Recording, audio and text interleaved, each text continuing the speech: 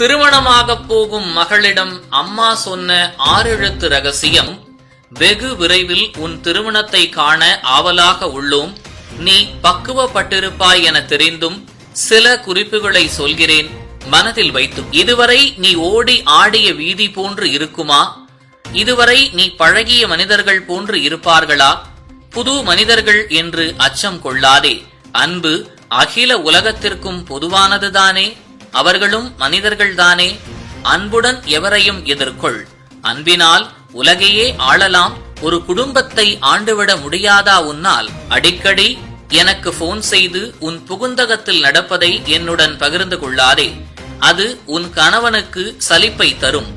புகுந்தகத்தில் நடப்பதை பிறந்தகத்திற்குள் கொண்டு வராதே. உனக்காக ஒட்டுமொத்த குடும்பமும் அனுசரிக்க வேண்டும் என்பதை விட அவர்களுக்காக நீ ஒருத்தி அனுசரித்து செல்லலாம்.